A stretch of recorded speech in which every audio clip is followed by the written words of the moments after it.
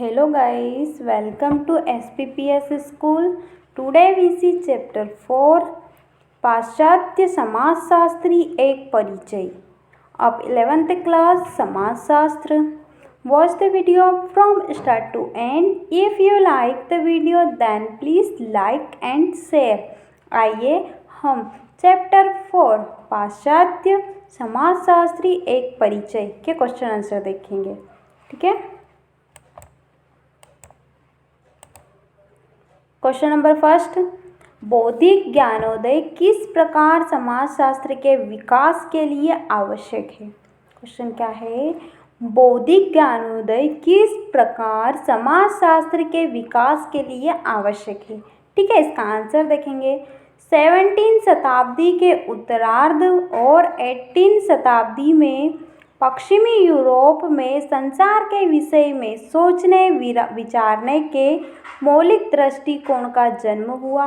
यह ज्ञानोदय अथवा प्रबोधन के नाम से जाना जाता है. ठीक है, यह ज्ञानोदय अथवा प्रबोधन के नाम से जाना जाता है. विवेकपूर्ण और आलोचनात्मक ढंग से सोचने की प्रवृत्ति ने मनुष्य को सभी प्रकार के ज्ञान का उत्पादन और उपभोक्ता दोनों में बदल दिया. मानव व्यक्ति को ज्ञान का पात्र की उपाधि दी गई है. मानव व्यक्ति को ज्ञान पात्र की उपाधि दी गई है. ठीक है, जो व्यक्ति विवेकपूर्ण ढंग से सोच विचार कर सकते थे, जो व्यक्ति पूर्ण रूप से विवेकपूर्ण रूप से सोच विचार कर सकते थे, केवल उसी व्यक्ति को पूर्ण रूप से मनुष्य माना गया. ठीक है, तर्क संगत को मानव जगत की पारिभाषिक विशिष्टता का स्थान देने के लिए प्रकृति, धर्म, संप्रदाय तथा देवी देवताओं के वर्चस्व को कम करना अनिवार्य था. इसका कारण यह था कि पहले मानव जगत को जानने समझने के लिए इन्हीं विचारों का सहारा लेना पड़ता था. ठीक है, नेक्स्ट क्वेश्चन देखेंगे. क्वेश्चन नंबर 2,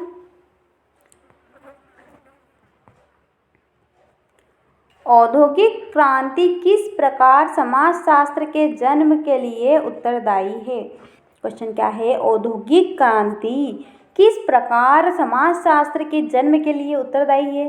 ठीक है, इसका आंसर देखेंगे. उत्पादन घर से बाहर निकलकर फैक्ट्रियों के हवाले चला गया. ठीक है, उत्पादन घर से बाहर निकलकर फैक्ट्रियों के हवाले चला गया.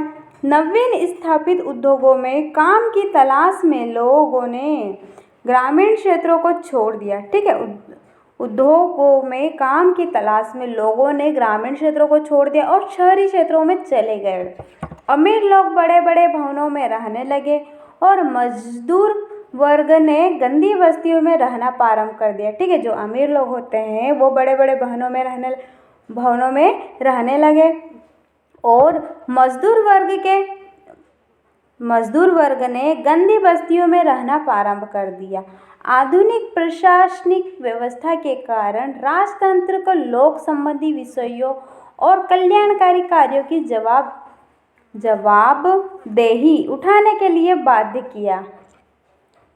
ठीक है, नेक्स्ट क्वेश्चन देखेंगे. क्वेश्चन नंबर 3, उत्पादन के तरीकों के विभिन्न घटक कौन कौन से हैं. क्वेश्चन क्या है, उत्पादन के तरीकों के विभिन्न घटक कौन कौन से हैं. ठीक है, इसका आंसर देखेंगे. उत्पादन के तरीकों के निम्नलिखित घटक है. ठीक है, निम्न घटक है, हम देखेंगे घटक. प्रथम, उत्पादन के साधन. प्रथम घटक देखेंगे, उत्पादन के साधन है जिसका अर्थ है मजदूर वर्ग जो उत्पादन करते हैं. ठीक है, उत्पादन के साधन है जिसका अर्थ है मजदूर वर्ग जो उत्पादन करते हैं. ठीक है, सेकेंड घटक देखेंगे, द्वितीय, पूंजीपति वर्ग है जिसका उत्पादन के साधनों पर नियंत्रण रहता है. ठीक है, पूंजीपति वर्ग है जिसका उत्पादन के साधनों पर नियंत्रण रहता है. उपभोग की वस्तुओं की तरह श्रम बाजार में बेचा जाता है. अपने उत्पादन को मजदूरों द्वारा निष्पादन के लिए पूंजीपति वर्ग के पास अर्थ और साधन है. पूंजीपति वर्ग मजदूरों के दम पर अधिक अमीर बन गए. ठीक है, नेक्स्ट क्वेश्चन देखेंगे. क्वेश्चन नंबर 4, मार्क्स के अनुसार विभिन्न वर्गों में संघर्ष क्यों होते हैं? ठीक है, इसका आंसर देखेंगे। मार्क्स ने दोनों वर्गों का अध्ययन किया है। प्रत्येक समाज में दो विरोधी समूह पाए जाते हैं। ठीक है, मार्क्स ने दोनों वर्गों का अध्ययन किया। प्रत्येक समाज में दो विरोधी समूह पाए जाते हैं। प्रारंभ से ही इन दो वर्गों के बीच संघर्ष सामान्यतः बढ़ता जा रहा है। ठीक है, पूंजीपति वर्ग का उत्पादन के सभी साधनों पर नियंत्रण रहता है और यह वर्ग उत्पादन के अपने साधनों की सहायता से अन्य वर्गों का दमन करता है। ठीक है, द्वितीय वर्ग मजदूर वर्ग है। द्वितीय वर्ग मजदूर वर्ग है जिन्हें श्रमजीवी वर्ग की संज्ञा दी गई है। शोषक और शोषित वर्ग के बीच संघर्ष सामान्यतया बढ़ता रहता है। इसका कारण यह है कि पूंजीपति वर्ग मजदूरों को शायद ही कुछ देने की इच्छा रखते हैं। मार्क्स के अनुसार देखेंगे, आर्थिक प्रक्रियाएं सामान्यतया वर्ग संघर्ष को जन्म देती है, यद्यपि यह भी राजनीतिक और सामाजिक स्थितियों पर निर्भर करता है। ठीक है, नेक्स्ट क्वेश्चन देखेंगे, क्वेश्चन नंबर 5। सामाजिक तथ्य क्या है, हम उन्हें कैसे पहचानते हैं? ठीक है, क्वेश्चन क्या है, सामाजिक तथ्य क्या है, हम उन्हें कैसे पहचानते हैं? ठीक है, इसका आंसर देखेंगे। सामाजिक तथ्य सामूहिक प्रतिनिधित्व है। सामाजिक तत्व सामूहिक प्रतिनिधित्व है जिनका उद्भव व्यक्तियों के संगठन से होता है। जिनका उद्भव व्यक्तियों के संगठन से होता है। वे किसी व्यक्ति के लिए विशिष्ट नहीं होते हैं परंतु सामान्य प्रकृति के होते हैं और व्यक्तियों से स्वतंत्र होते हैं। दुखाइम ने इसे रगामी स्तर कहा।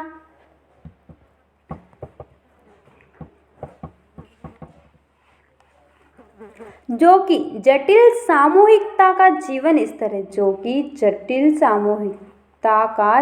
स्तर है जहाँ सामाजिक प्रघटनाओं का उद्भव हो सकता है। दुखाइम की सर्वाधिक महत्वपूर्ण उपलब्धि उनका प्रदर्शन है कि समाजशास्त्र एक ऐसा साधन है जो अपूर्व तत्वों जैसे सामाजिक तथ्यों का विज्ञान हो सकता है। परंतु एक ऐसा विज्ञान जो अवलोकन, इंद्रियानुभवी, सत्यापनीय साक्ष्यों पर आधारित हो। आत्महत्या पर दुर्खइम के द्वारा किया गया अध्ययन नवीन अनुभविक आंकड़ों पर आधारित एक सर्वाधिक चर्चित उदाहरण है। आत्महत्या के प्रत्येक अध्ययन का विशिष्ट रूप से व्यक्ति तथा उसकी परिस्थितियों से सरोकार है। ठीक है,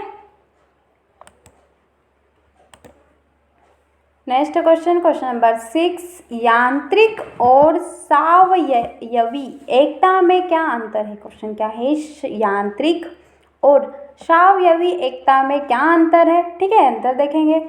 दुर्खइम का मत है कि प्रत्येक समाज में कुछ मूल्य, विचार, विश्वास, व्यवहार के ढंग, संस्था और कानून विद्यमान होते हैं जो समाज को संबंधों के बंधन में बांध कर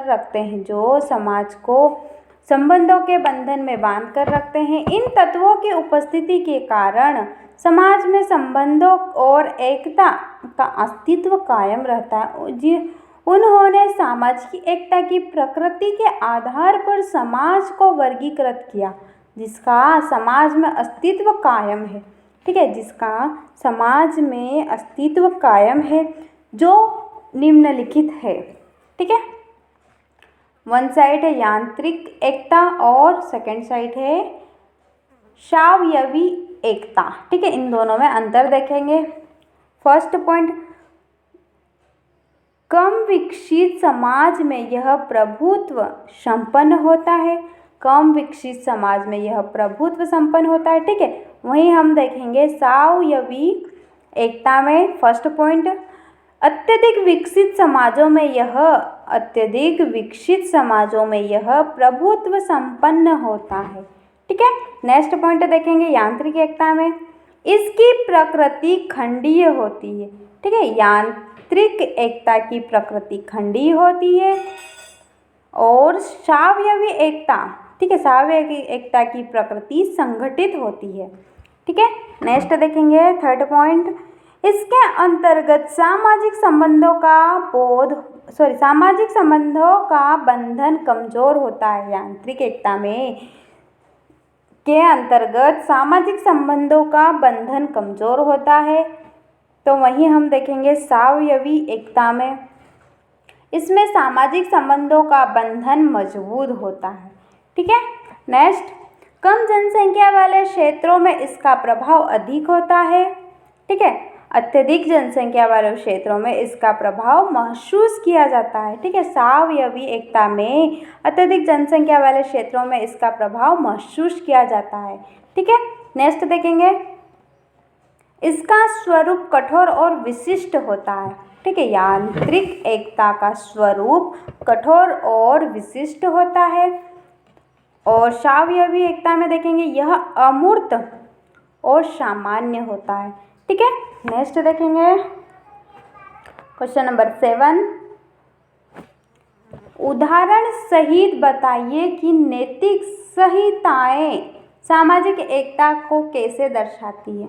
ठीक है, इसका आंसर देखेंगे, सामाजिकता को आचरण की संहिताओं में ढूंढा जा सकता है जो व्यक्तियों पर सामूहिक समझौते के अंतर्गत थोपा गया था। ठीक, अन्य तथ्यों की तरह नैतिक तथ्य भी सामाजिक परिघटनाएं हैं, उनका निर्माण क्रिया के नियमों से है। ठीक है, उनका निर्माण क्रिया के नियमों से हुआ है जो विशेष गुणों के द्वारा पहचाने जाते हैं। उनका अवलोकन, वर्णन और वर्गीकरण संभव है। ठीक है, उनका अवलोकन, वर्णन और वर्गीकरण संभव है और विशिष्ट कानूनों के द्वारा समझाया भी जा सकता है। दुर्खाइम क्या है? मतानुसार देखेंगे, समाज एक सामाजिक तत्व है, इसका अस्तित्व नैतिक समुदाय के रूप में व्यक्ति से ऊपर था। ठीक है, सामाजिक एकता समूह के प्रतिमानों और उम्मीदों के अनुरूप व्यवहार करने के लिए व्यक्तियों पर दबाव डालती है। नैतिक संहिताएं विशिष्ट सामाजिक परिस्थितियों का प्रदर्शन है।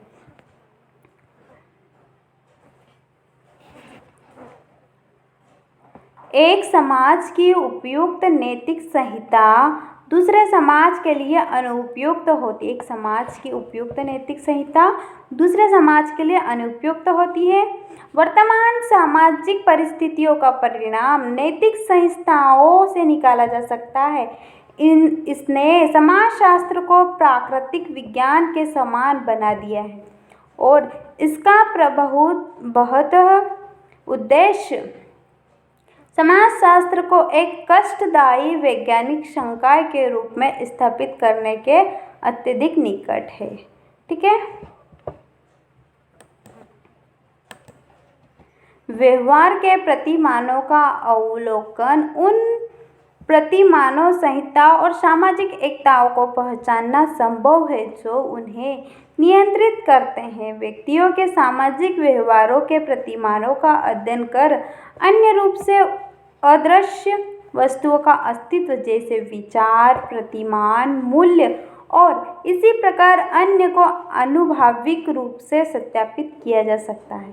ठीक है, नेक्स्ट देखेंगे क्वेश्चन नंबर 8, नौकरशाही की बुनियादी विशेषताएं क्या है। क्वेश्चन क्या है, नौकरशाही की बुनियादी विशेषताएं क्या है। ठीक है, इसका आंसर देखेंगे, नौकरशाहों के निश्चित कार्यालयी क्षेत्राधिकार होते हैं। नौकरशाहों के निश्चित कार्यालयी क्षेत्राधिकार होते हैं।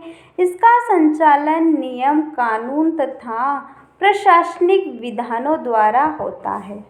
कार्यान्वयन के लिए उच्च अधिकारी द्वारा अधीनस्थ वर्गों को आदेश स्थायी रूप से दिए जाते हैं, परंतु जिम्मेदारियों को परिसीमित कर उनका जिम्मा अधिकारियों को सौंप दिया जाता है। ठीक है, नौकरशाही में पदों की स्थितियां स्वतंत्र होती है। नौकरशाही में पदों की स्थितियां स्वतंत्र होती हैं। अधिकार और कार्यालय श्रेणीगत सोपान पर आधारित होते हैं। इस व्यवस्था के अंतर्गत उच्च अधिकारी निम्न अधिकारियों का निर्देशन करते हैं। ठीक है, इस व्यवस्था के अंतर्गत उच्च अधिकारी जो होता है वो निम्न अधिकारियों का निर्देशन करते हैं। नौकरशाही वस्तुओं का प्रबंधन लिखित दस्तावेजों के आधार पर चलाया जाता है। इन लिखित दस्तावेजों को फाइलें भी कहते हैं। इन फाइलों को रिकॉर्ड के रूप में संभाल कर रखा जाता है। ठीक है, कार्यालय में अपने असीमित कार्यालय समय के विपरीत कर्मचारियों से समग्र एकाग्रता की अपेक्षा की जाती है। ठीक है, इस प्रकार कार्यालय में एक कर्मचारी का आचरण बहत्तर नियमों और कानूनों द्वारा नियंत्रित होता है। ठीक है।